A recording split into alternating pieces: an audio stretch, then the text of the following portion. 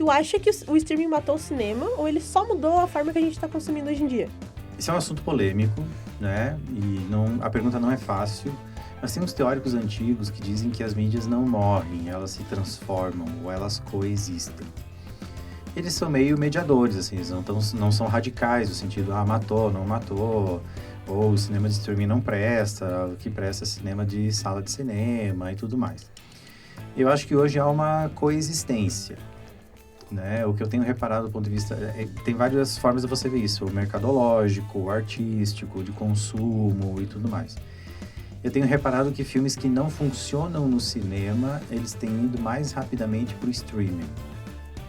Que era um movimento que lá atrás, antes da existência do streaming, ocorria na vida do cinema. Ele era lançado no cinema, ficava semanas em cartaz, depois ele ia para o home video, tinha seu tempo do home video, ele virava uma fita de VHS para ser alugada, depois um DVD, e depois, mais tarde, ele ia para a TV fechada, então ele tinha um ciclo de vida, até passar na televisão aberta inédito.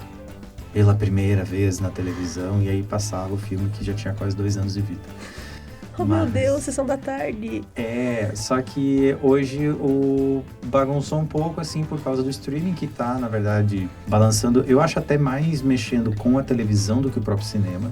Eu acho que o streaming tá bagunçando mais a paisagem da televisão do que necessariamente do cinema. Na pandemia, a gente passou um período perigoso, assim, para não dizer ameaçador, porque as pessoas não podiam se reunir em grandes espaços, não podiam compartilhar espaços, e o cinema era um desses espaços, as pessoas não podiam ir no cinema.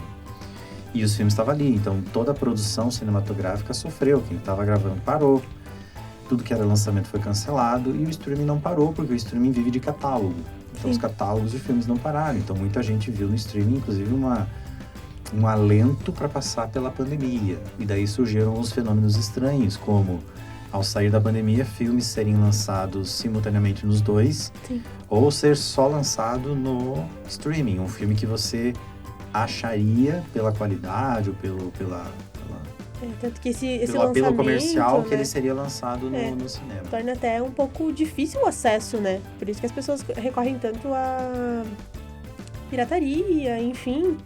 O que não é 100% correto, mas assim, é o jeito que dá, né? Fazia alguns anos que a gente já passou da pandemia, né? E tu sente que o público tá voltando aos poucos, já voltou, não voltou ainda para as salas. Tu acha que a gente vai conseguir voltar 100% ou... Eu gosto de pensar no cinema como um evento. Por que ele é um evento?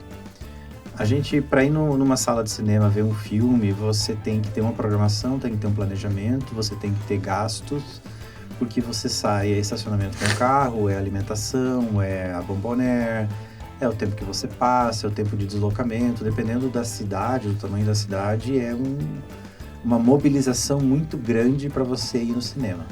E aí soma-se a isso a possível frustração da pessoa ir no cinema e não gostar do filme, né? Ao passo que o streaming é um tapa, né? Você senta, liga a televisão, sintoniza, se for o caso, via dispositivo móvel da televisão, senta e está assistindo o filme. Mas eu acho que, apesar de tudo isso, a obra cinematográfica no cinema ela tem uma importância, um valor maior. Se fosse comparar hoje, daqui a pouco, a pintura numa sala de exposição, numa galeria, do que uma fotografia. Entende? A fotografia hoje é fácil de tirar. É como uma fotografia analógica para uma fotografia digital. Você tira várias vezes, você tem uma disponibilidade, mas alguma coisa que é feita e é tão genuína e tão importante. Fora que a experiência do cinema ela é mais imersiva, né? O cinema, você compra o ingresso, é uma coisa coletiva, você está com um monte de pessoas, você entra numa sala escura, é difícil se achar lá dentro, é de propósito isso, porque os teus sentidos eles são desligados, né? Você não presta muito mais atenção a não ser em 2 sentidos, a visão e a audição. E isso te leva a te concentrar muito mais na obra cinematográfica que você está vendo ali. Então, por causa desse apelo, eu vejo que o cinema não vai morrer. Eu acho que o cinema tem muito tempo de vida, porque tem muitas obras cinematográficas pensadas para ser passada no cinema. Eu penso muito sobre isso, porque tem alguns filmes que, quero assistir esse filme, coloco na TV. Ele não tem o mesmo apelo que teria se fosse assistir no cinema. Um exemplo disso, tipo, eu fui assistir Harry Potter essa semana que passou, se não me engano, ou na outra, e eu sou viciada em Harry Potter. E eu assisti no cinema e eu fiquei, tipo, não conseguia piscar. E eu fui assistir em casa de novo e falei, um telinho tão pequeno, né? Tem coisas que a gente só escuta no cinema e...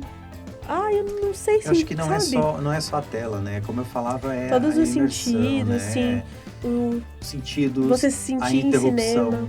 a Sim. interrupção, né? Quando você entra no cinema tem aqueles protocolos, desliga o celular, ou silencia, né? Você tenta não falar, você tenta curtir coletivamente, ou seja, com mais fãs. Se uma coisa engraçada você ri junto, se uma coisa é triste você chora, mas não olha muito pro lado que deve ter mais gente chorando, você vai chorar mais ainda, né? A sala de assistir filme em casa tem o seu valor, tem sua conveniência, mas ele também tem seus empecilhos. Sim. É a luz da sacada que entra, é o cachorro que quer carinho, é o gato que pula em cima, é o telefone que toca, é alguém que não liga nem um pouquinho para a tua experiência e fala contigo enquanto você está assistindo, ou pega e senta na metade do filme, o que está acontecendo mesmo? O que é aquele personagem? Qual que é o rolê? E você está ali compenetrado e tem que falar sobre isso. Então, é outra forma de você experimentar o filme. Quando passava na TV aberta, era terrível, inclusive, porque eles faziam edições do filme. Uhum. Não era a edição pura. Porque, vou dar um exemplo, isso eu ouvi do cara que fazia isso. Ele pegava um filme do cinema para passar no temperatura máxima, por exemplo. O filme no cinema tinha 2 horas e 20 sem intervalos. Na televisão, ele tinha 1 hora e 50 com intervalos. Ou seja... tirava uma parte do filme. Ele sei lá, mexia na obra de alguém e dava a montagem que ele achava que tinha que dar, porque ele tinha 1h50 ou 2 horas para passar um filme, e o filme tinha muito mais do que isso. E ainda tinha que colocar os intervalos de 4 minutos, 5 minutos no meio. Então, a experiência de filme em casa, ela é democrática, sim. Afinal, a televisão é barata, a televisão aberta, com certeza, ela é barata. O streaming, ele fica no meio termo, afinal, os streamings, eles são relativamente baratos, mas se você for assinar todos, ele não é mais barato. É como se estivesse assinando TV a cabo, né? Para ter todos os streamings é complicado ter todos eles. E o cinema ainda é uma coisa cara, porque o ingresso no cinema não é barato, tudo que está ao redor do cinema não é barato, porque eles estão dentro de shoppings, você tem que pagar para estacionar, você tem que pagar para comer, a pipoca na Bombonera, ela é conveniência, né? Esses dias alguém fez uma comparação assim, quanto custa a pipoca feita em casa, o volume de pipoca feita em casa versus o que você paga no cinema. E é absurdo, o lucro que você tem em cima da pipoca é só porque ela está ali, porque tem o balde, porque é conveniência logo na entrada do cinema.